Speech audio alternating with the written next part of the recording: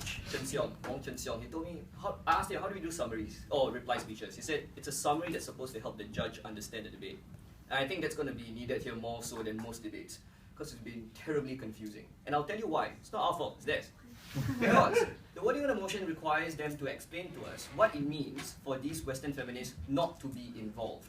Prime Minister, if you realize his speech, basically didn't explain what they had in mind. They just said that Western feminists are bad, right? And therefore no. Then they realized we might have a problem, because they looked across the room, they saw this Muslim guy with shorts and who has a Chinese girlfriend, and like, okay, maybe they can be slightly Western. And then they realized, you know what? It's about the person. It's not about the idea. It's like, we don't want white people here. Sorry, man.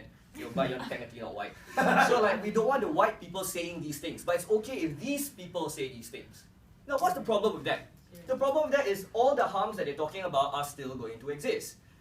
We Muslims, or we ultra-conservative Muslims, don't have an issue with the fact that they're white. We have an issue with the fact of what they say. So notwithstanding that the person who says it changes color, right, we still have an issue with it, right? We're still going to put and say, like, if let's say a girl with a jilbab and like a tudung goes up there and says, I want liberty, right, they're going to still say that's Western.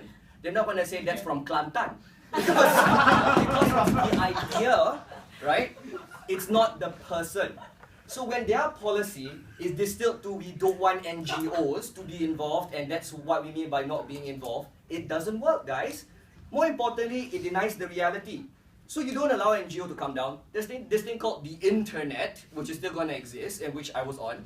And like, which would allow, I wasn't cheating, but which would allow for people to find out more about Western works, find out what exactly they stand for, and even if they then say, aha, this actually is from me, I stand for liberty, ultra-conservatives are still going to say that's Western.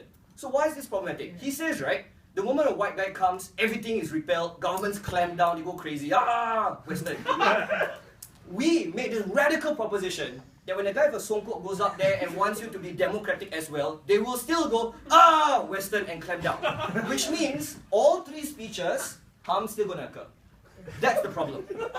The difference, okay, the difference is that we think getting these people to actually be involved, right, whatever that means to them, getting them to actually say the things, be white in front of us, actually matters. For several reasons.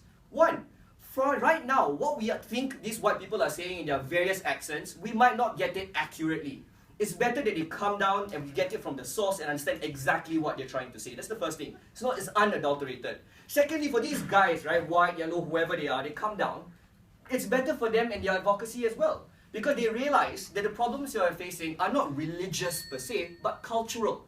And what they try to do is that they try to adopt your language. They try to connect with your experience in order to act as a vehicle for their message. That way, the discourse that we're looking at is a lot better. Because then there is some kind of connection, rather than just saying, we Muslims for some reason or another really don't like liberty. So then we go on to the next point. What is the kind of discussions that we're saying? Because we don't think that Muslims and Islam is necessarily anathema to Western ideals. Because there are also circumstances where people want to subscribe to Western beliefs. People who think they are both Muslim and they think having liberty is a pretty good thing. With their policy, we don't know where that leaves these people. Are they are they barred from this country? Can they not say these things? But what we allow them to do instead is to find themselves a lot more. We understand for feminism there are different stages.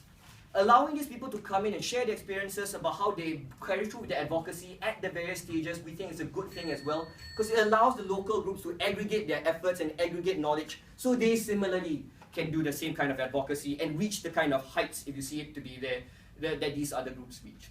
So right now, the problem is they have no clue what they're doing, they're making it up on the fly, and for that reason, we are very, very proud to win this debate.